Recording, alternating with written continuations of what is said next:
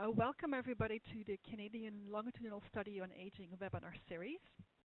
My name is Ina Woben. I'm the Managing Director of the CLSA, and I will be facilitating the webinar today, which also means that after the introductions and the presentation by Dr. Orna Donoghue, I will be facilitating and presenting your questions to her for answer.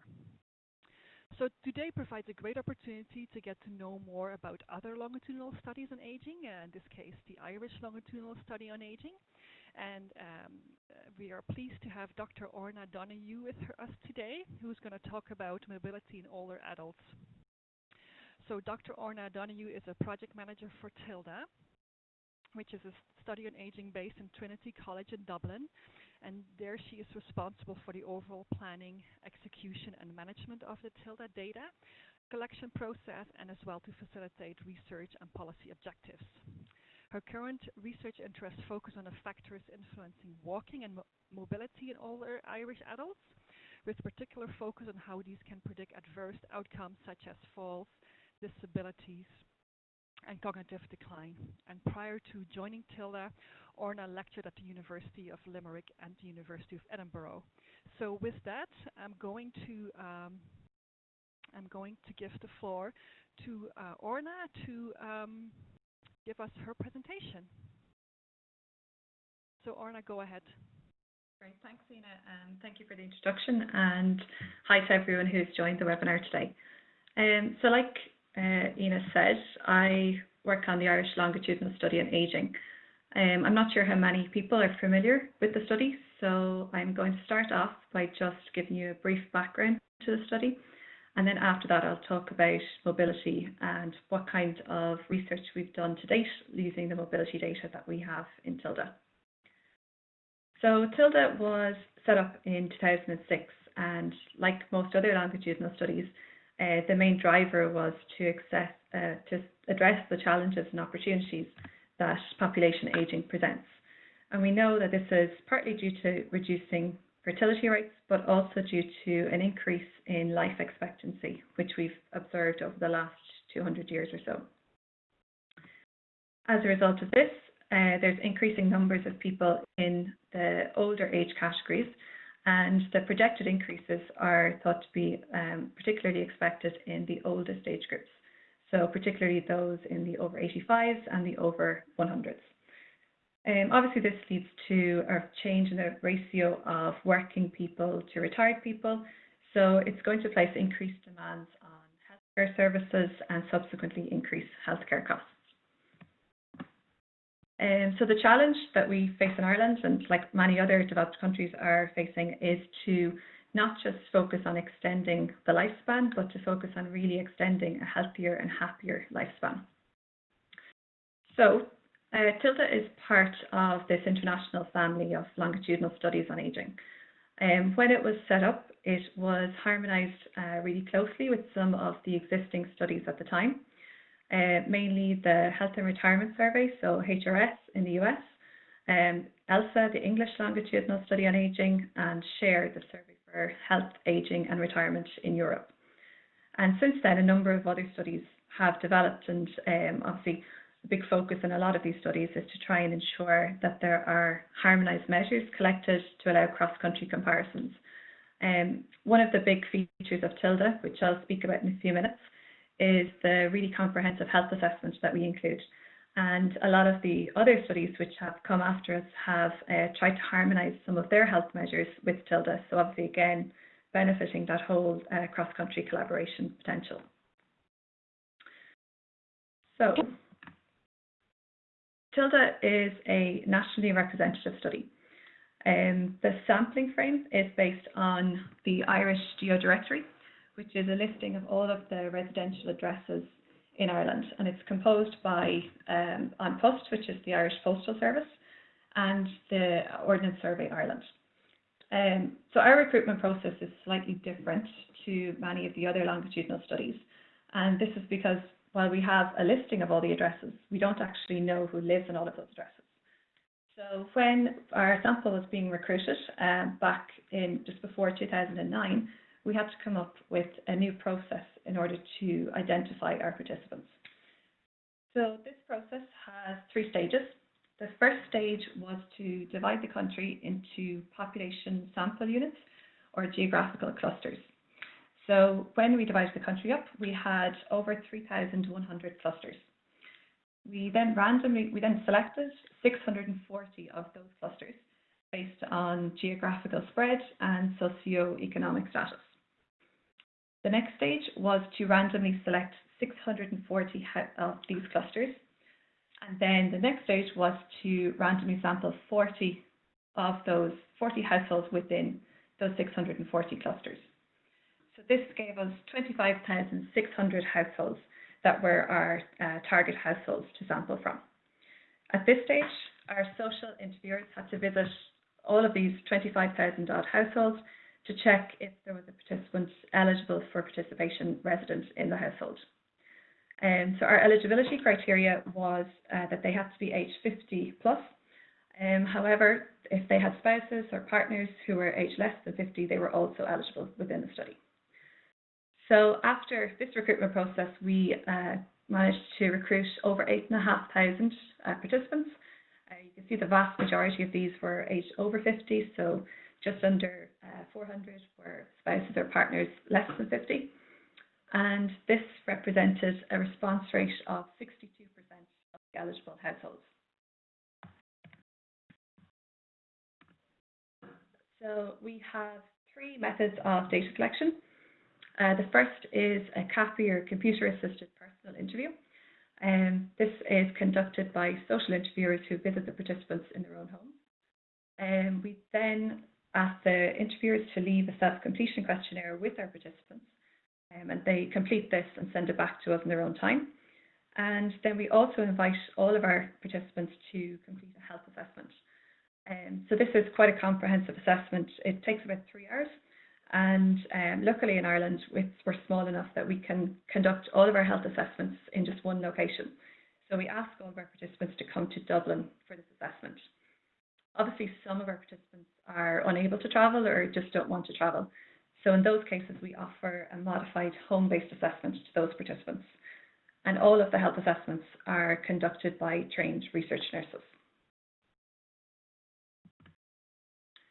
So in our CAPI and self-completion questionnaire, we cover a broad range of topics. You can see here the main domains are social, economics and health.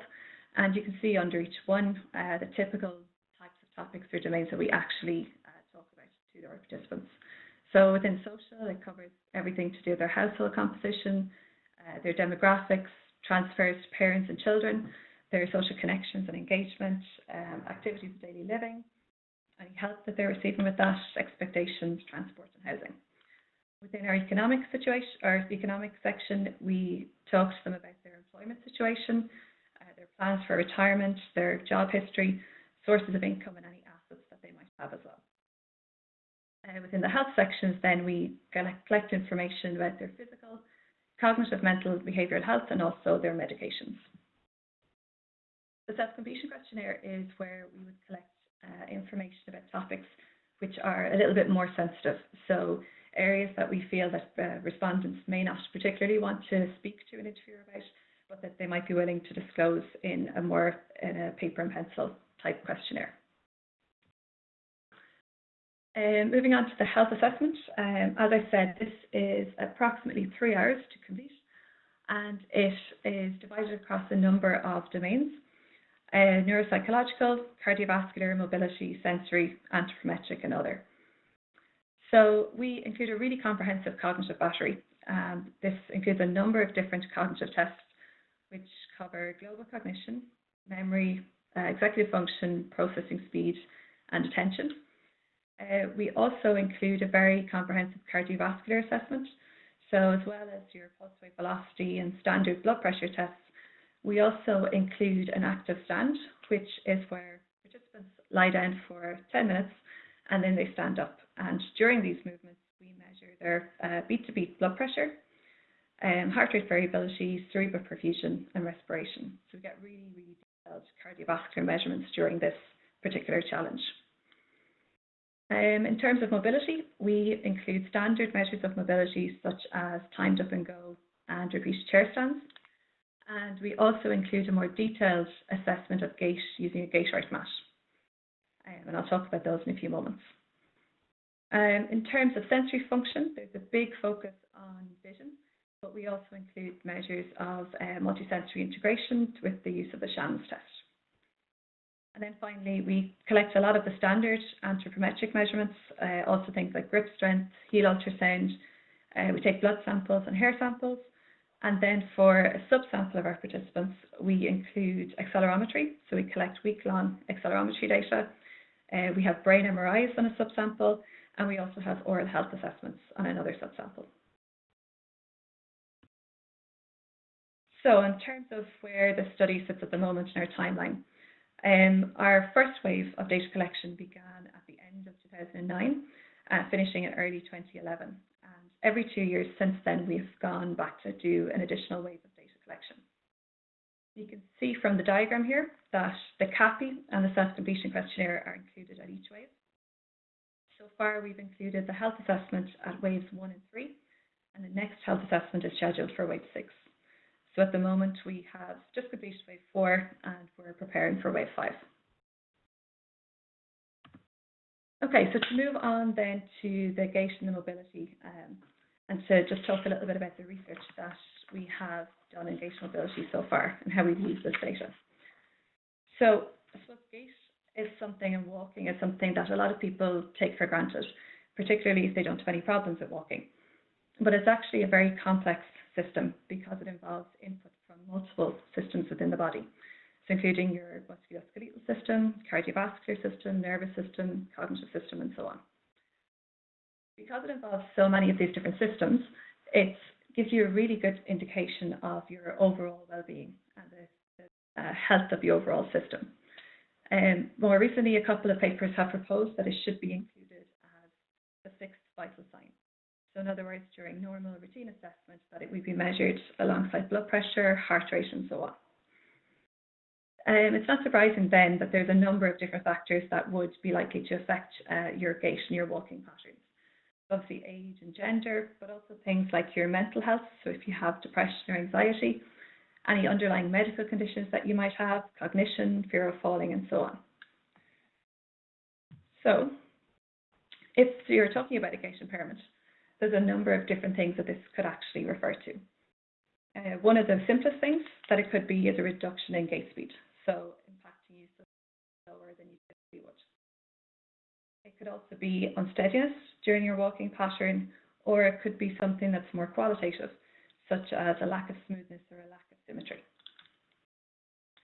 The one that's used most frequently is gait speed, and it's the impact of some factor on gait speed, resulting in a slower than normal gait speed.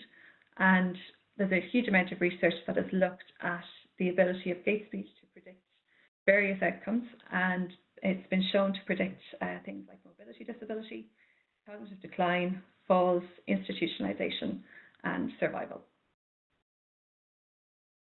So just to recap again on the measures that we have in TILDA.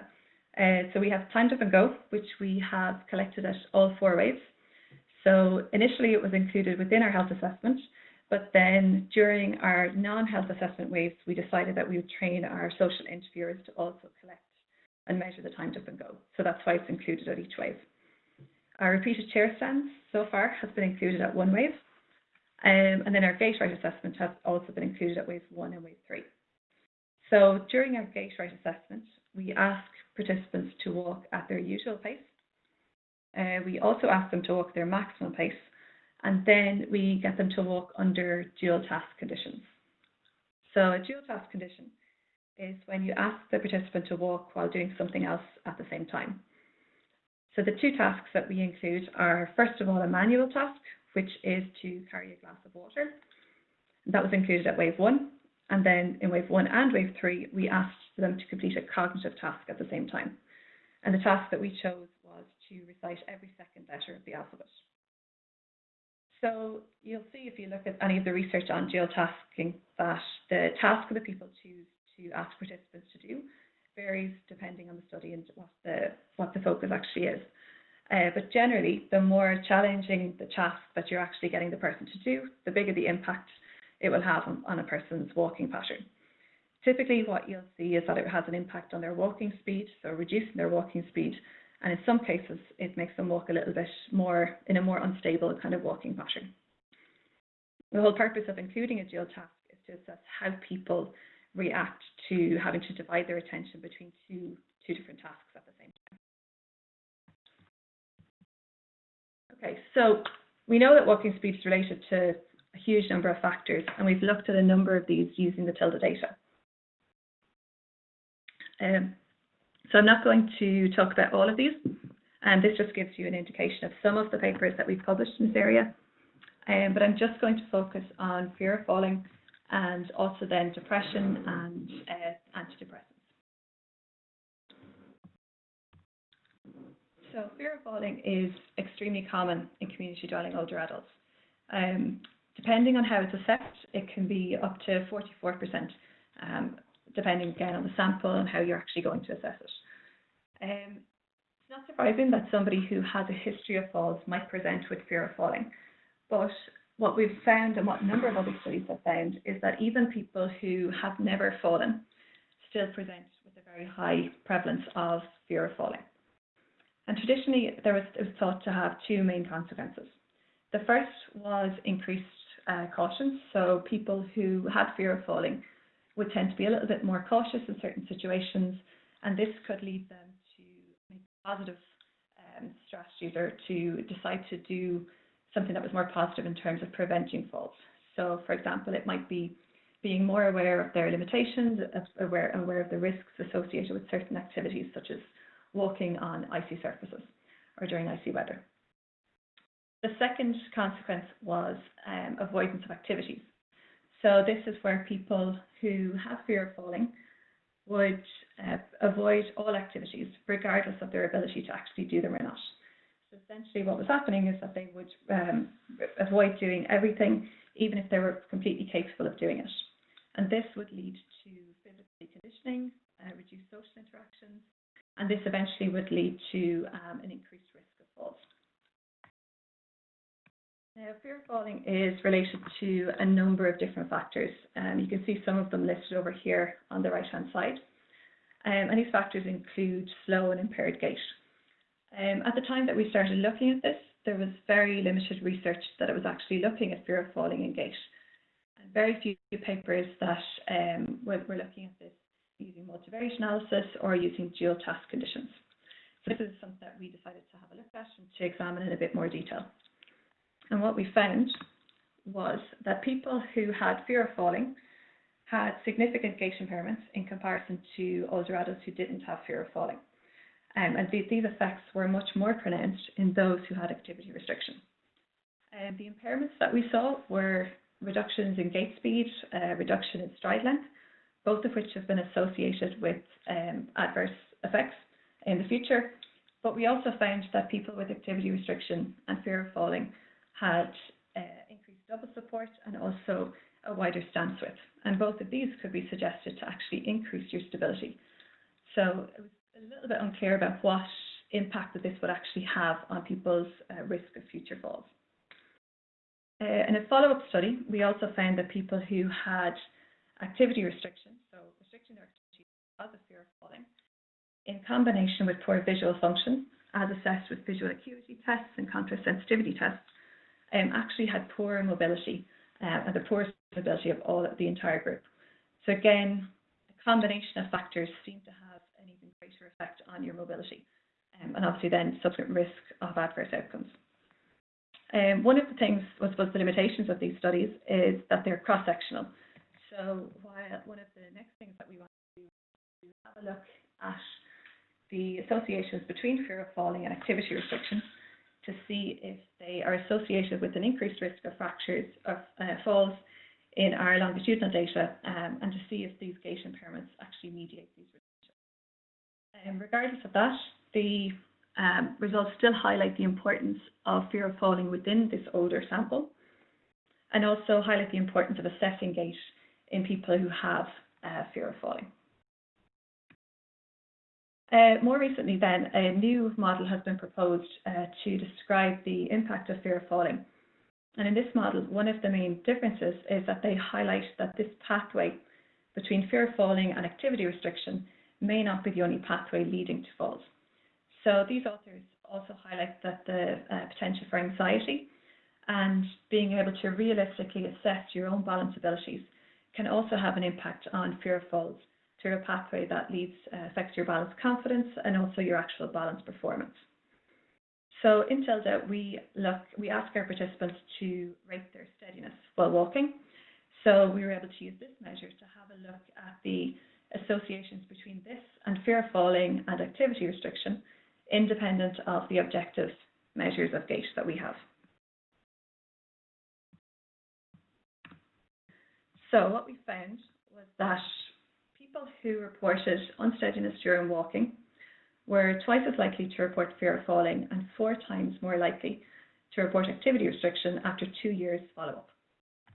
When we then adjusted for multiple confounding factors, which you can see down here in the bottom, we found that the effects were attenuated, but they were still significant for both of these outcomes. We then adjusted for all of the same confounders, but additionally for usual gait speed. And what we found was that the relationship with fear of falling was no longer significant. However, again, having unsteadiness at baseline, you're still twice as likely to report activity restriction as follow-up in comparison to those who didn't report unsteadiness.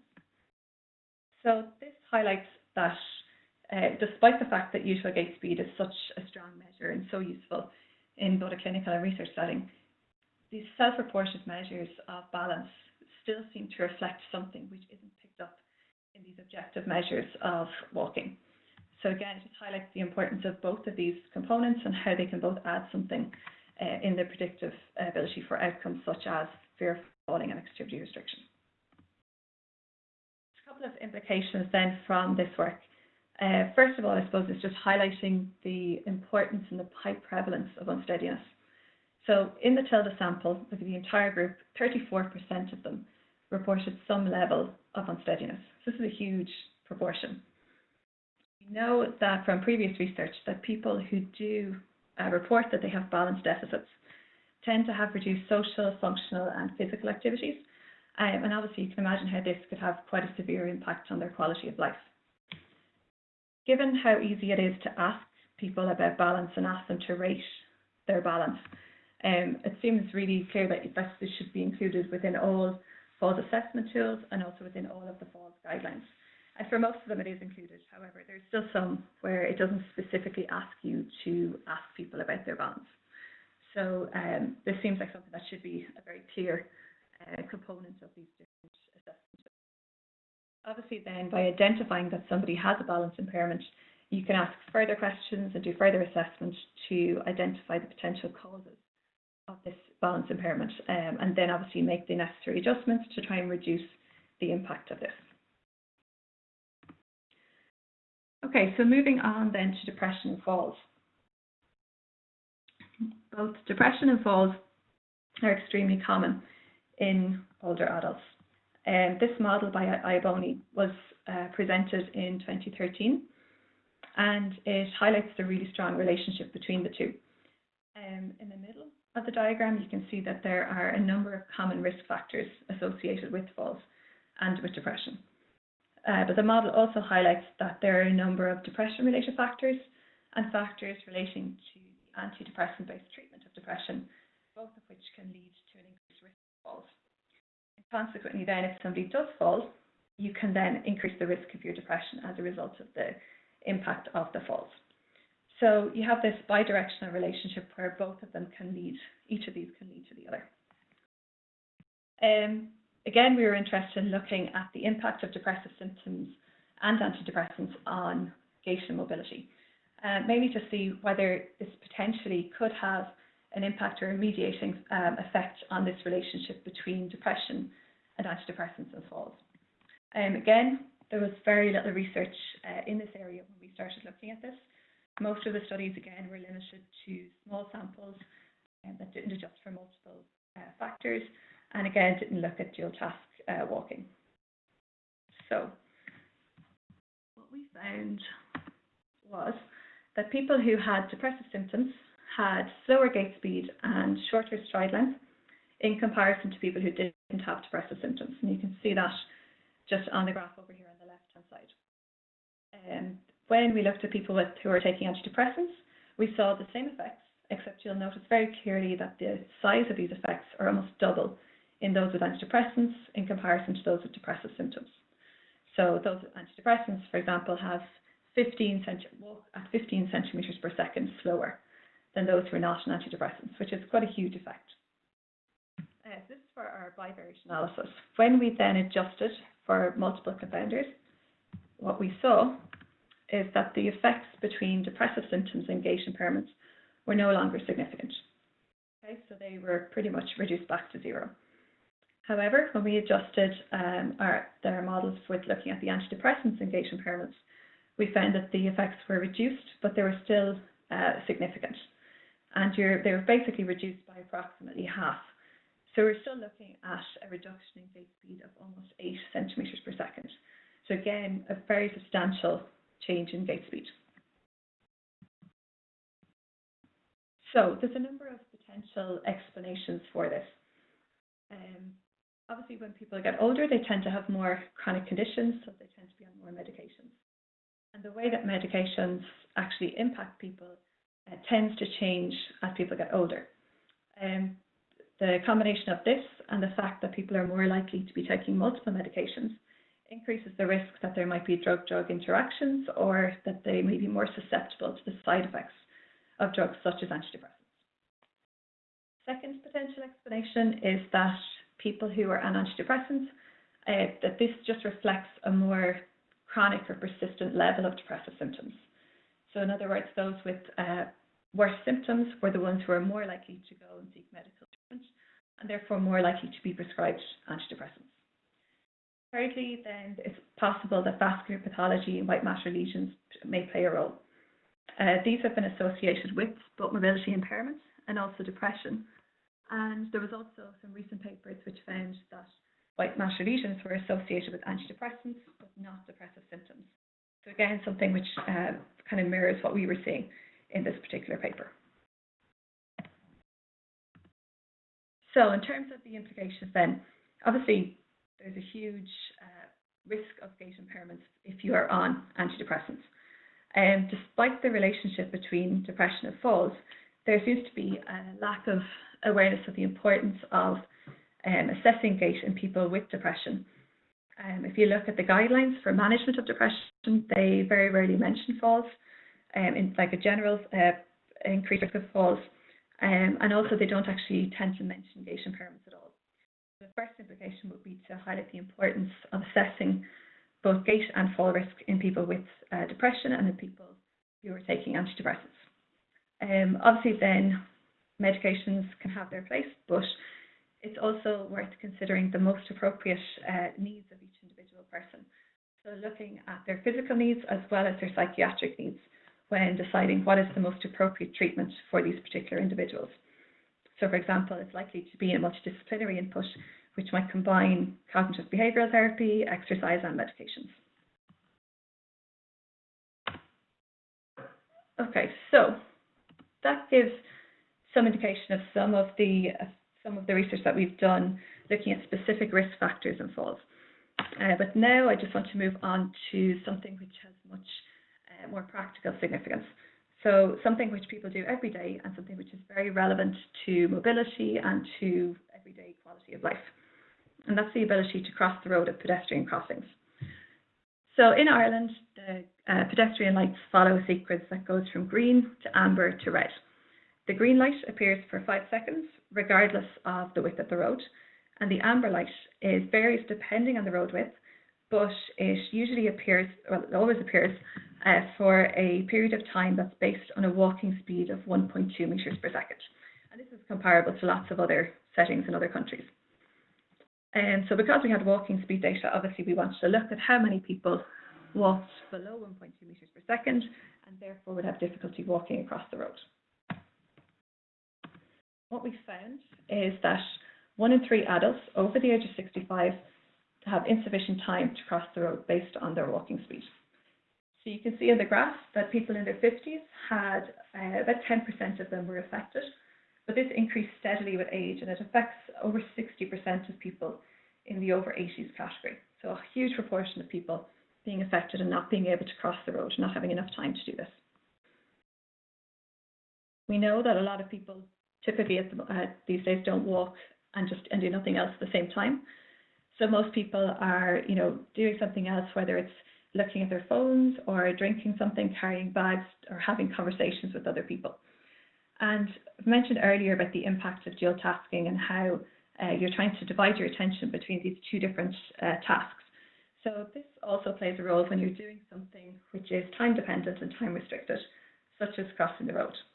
So again, we looked at how many people walked at 1.2 meters per second while dual tasking. And what we found was, again, that you have an increased proportion of people being affected with increasing age. Looking at those over the age of 65, 3 and 4 people were affected.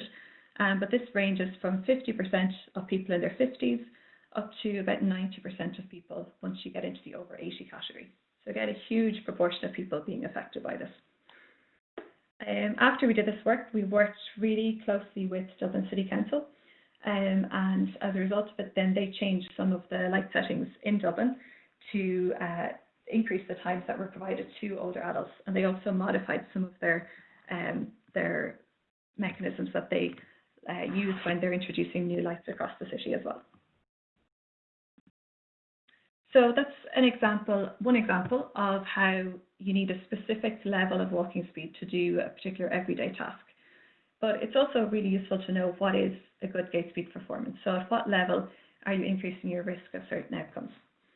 And this paper, which was presented by Lusardi in 2012, does that. So it shows all of the different cutoff points which are associated with various different outcomes. And one of the cutoff points that's used most frequently is 1 meter per second.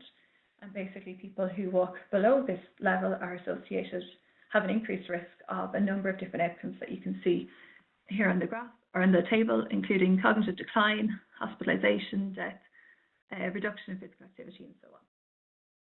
So that's extremely useful to know what the cutoff points are, but sometimes it's hard to use that if you have people of different ages, when you know that people, for example, people who are much older will generally have a slower walking speed than people who are much younger.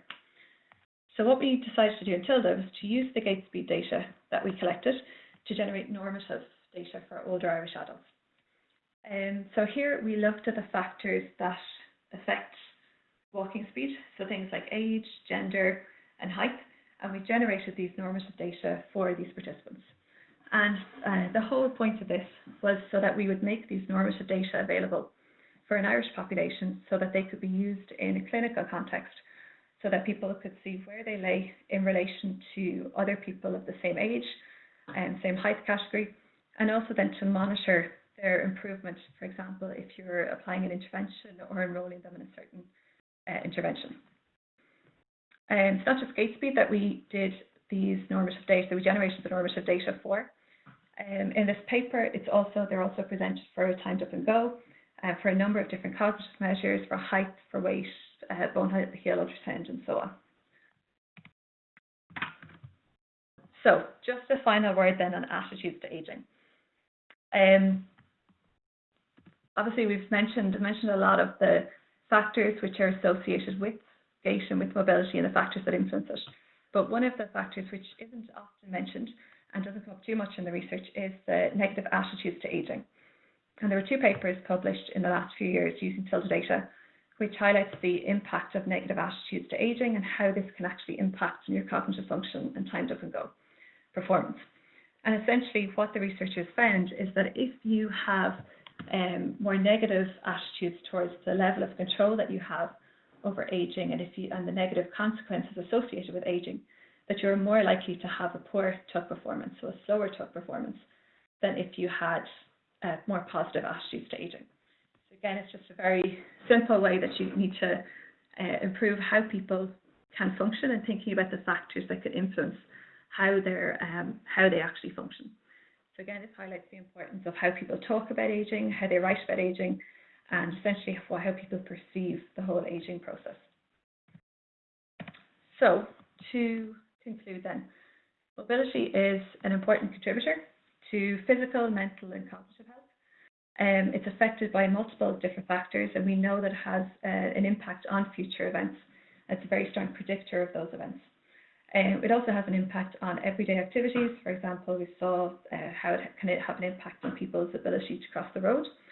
But the good news is that it's modifiable. Because it's affected by so many of these risk factors, many of these, there's ways that you can identify, the ways that you can treat these risk factors, and that you can reduce the risk or the impact of them on gait speed. I suppose some of the things that we're particularly excited about in TILDA about looking at in terms of the rest of the data, obviously looking at the longitudinal relationships between a lot of the information we have in gait speed, but also, for example, looking at the brain MRIs, which will give us a very good, I suppose, very strong data to have a look at the relationships with cognition, with cardiovascular function, and with falls as well.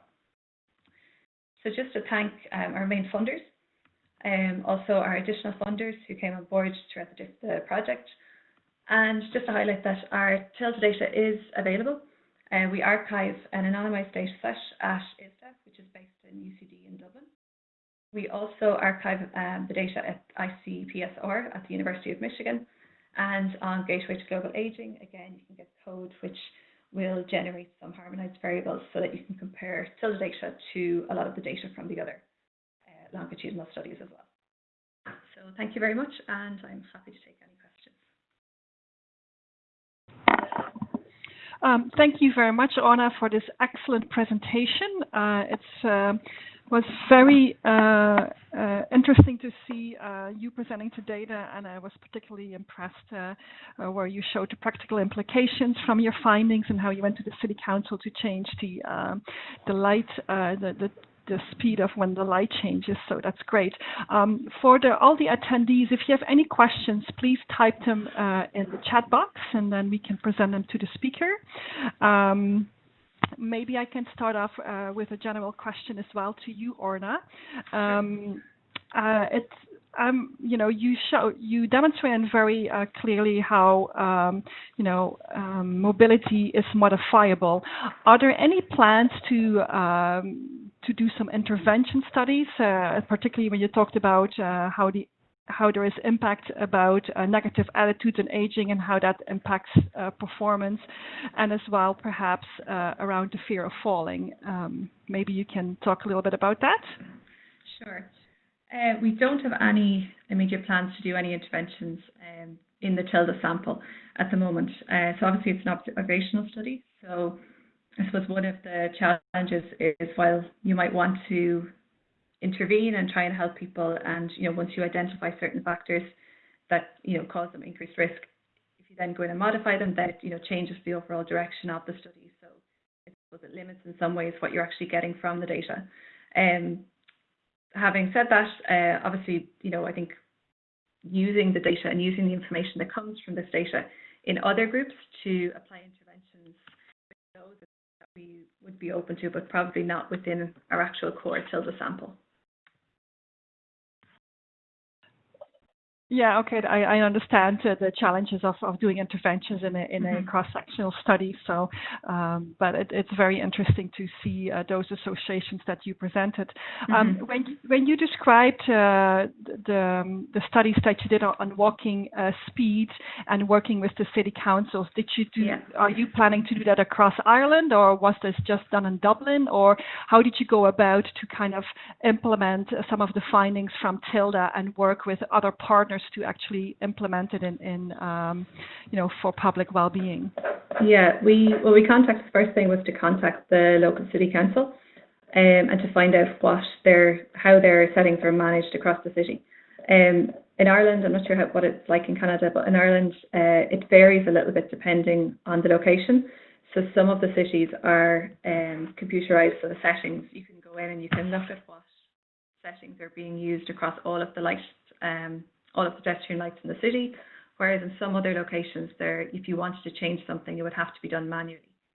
So our first port of call really was Dublin City Council, because they have a computerized system. So I guess it was the easiest place to kind of target a change first. We would be interested in trying to have roll this out a little bit more across the country. It's not something we've taken forward as of yet, but it's definitely something that I think would be worthwhile. So it's not obviously not limited just to one particular location. I think there are challenges though once you start targeting an area that does rely on manual changes and having to go to each individual light setting to actually do that. Okay, thank you. I had another question about the other practical outcomes from your research was that you created the normative data for walking speed. So have you compared this value to other longitudinal study and how that's different in Ireland than, for example, in other populations? Yeah, we did have a look at that. In general, when you look at gait speed, our sample tend to be quite high functioning. So I suppose their community dwelling, the gait speed assessment was included during the health centre based assessment only. So for example, the people who opted for a home based assessment, who would typically tend to be that bit older, that bit frailer, weren't able to complete the gait right assessment. So that's probably one of the reasons why they tend to be a little bit more high functioning, and especially when you compare them to other studies, they tend to look like they walk a little bit faster than some of the other studies. Also, some studies don't use Gait, some of them do obviously, but not all of them use the Gait right. So you can have methodological differences in how gait speed is actually measured. So whether it's measured from a standing start or a rolling start. So there's another couple of, I suppose, specific factors like that. But in general, they tend to be kind of on the upper end of functioning. Okay, great, thank you. So Orna, there's a question from our participant, and one is that to ask how gait speed was measured. I think you touched on it very briefly in your presentation, but maybe you can summarize how the gait speed was measured in your study. Yeah, so we have a gait right mat. So all of our participants who attend the health centre are asked to walk along the mat twice, and then so Gait right obviously gives you an awful lot of measures that describe a person's walking pattern, but obviously one of those is gait speed, and we calculate the average then based on their 2 trials. Then we also get them to do a maximum walk and then our dual task walks as well. Okay, great. There was another interesting question from a participant. It says that negative thinking is associated with poor performance is one of the conclusions from your data analysis. But I guess apparently negative thinking is often a consequence of poor performance. So do you think this is a bidirectional relationship? And what do you think, which one comes first? Yeah, that's a really good point. I think it is. I think, yeah, absolutely. If you're performing poorly, I think it can maybe compound a belief that you have, or compound how you actually feel about your performance. So the paper that it's got, I wasn't actually one of the authors on the paper, but I think it's an interesting finding. I don't think it's possible, I'm not sure whether they have plans to look at it to see whether there is a bidirectional relationship with that. I think it would be a really interesting thing to look at though. And I'd imagine that you probably will get this really complex relationship where poor performance can lead to it, or your negative perceptions can actually lead to that as well. Okay, thank you. Orna, we have a few more minutes, so if any of the participants want to enter a question, please feel free to do so. In the meantime, I'll ask you a quick question about your data access. You said that the data from the TILDA is available at various locations. Can you talk a little bit more about how people go about to get data access, and what the purpose is of having your data sitting in various locations? Exactly. Yeah. No. So we archive our data because we want to promote the use of the data. Essentially, obviously we have a huge amount of data. Not all of it is archived, so we archive the variables that we are ready, so that are cleaned, that are ready for analysis, and also that don't pose any risk to the identification of participants. They're available for research purposes, so anybody who's interested in accessing data for research can contact ISDA or ICPSR and just request the data from there. Essentially, it's a very simple process with ISDA, which is the one based in Dublin. If you contact them and give them a brief description of what your research question is and how you intend to use the data, once you sign all of the agreements, they send you the data then. ICPSR, I think have a similar process, but I know they have a little bit of a backlog. So while Wave 1 and Wave 2 data is archived in ISDA, only Wave 1 data has been archived in ICPSR, but we're just waiting for them to upload the second data set. Wave 3 also is actually going to be archived in ISDA shortly, so within the next couple of months. So obviously that will be a big benefit where you have access to 3 waves of data. Okay, that sounds great. I guess one last question coming from me is, you mentioned in your study design is that your trained research nurses go to those participants that cannot come to Dublin. Yeah. What is the percentage of participants that you, I guess, accommodate, and when you do measurements at home, how does that impact the data that you collect? So what we've seen is that as the participants get older, a greater proportion of them will opt for a home-based assessment. So in Wave 3, so this is our most recent health wave, 80% of participants who completed the CAPI also completed a health assessment. And about 80% of those opted for a home-based assessment. So you're talking about 80% of them opted for a centre-based assessment. So about 1 in 5 opted for a home-based assessment. The home assessments are shorter, so mainly just because there's certain pieces of equipment that we can't bring to the participants' homes, but they still collect pretty much all of the cognitive measures, some mobility measures, so not the gait right, and some of the all of the anthropometric grip strength, those type of measures as well. I think there was a last part of your question. I'm forgetting what it was.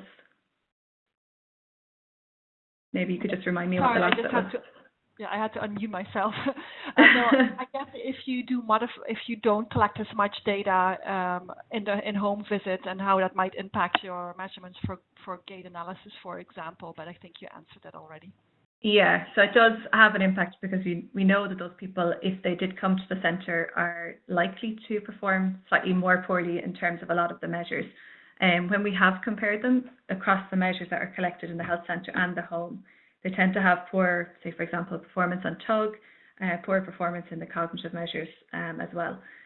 So in our analysis, what we do is we have like weights that we include within the data set, which can help adjust for the fact that some of those participants are at a slightly lower level in some of those tests. Okay, great, thank you. Orna, there's another question from a participant asking how you actually did evaluate the fear of falling that you reported on earlier. Yeah, so in our CAPI, we just simply ask people, are you afraid of falling? And then we ask them, like, to what extent. So is it very much you're somewhat afraid of falling?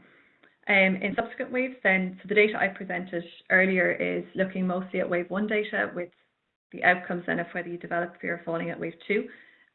But we also included the Falls Efficacy Scale International in our self-completion questionnaire in Waves 2 and 3.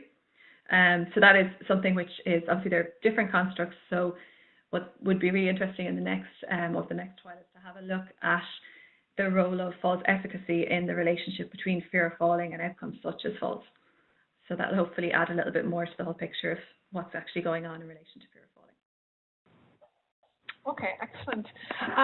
It's about 5 minutes to 12, so I think we're going to close this webinar, and I want to thank Dr. Orna Donoghue for an excellent presentation. It's really great to see results being presented from other longitudinal studies, and how it also has implications to the public well-being. So thank you so much, Orna. That was fabulous. We wanted to let the participants know that the recording of this webinar will be available on the CLSA website next week, so you can go back and look at the slides and listen to the presentation again. We also want to let you know that our next CLSA webinar is on April 27th, where George Heckman will present his research on heart failure, and it's about this is the perfect storm in an aging society. So this will also be a very great webinar, so we hope you will join there. And with this, thank you again, Orna, and we hope everybody has a great day. Thank you so much for attending. So thank you.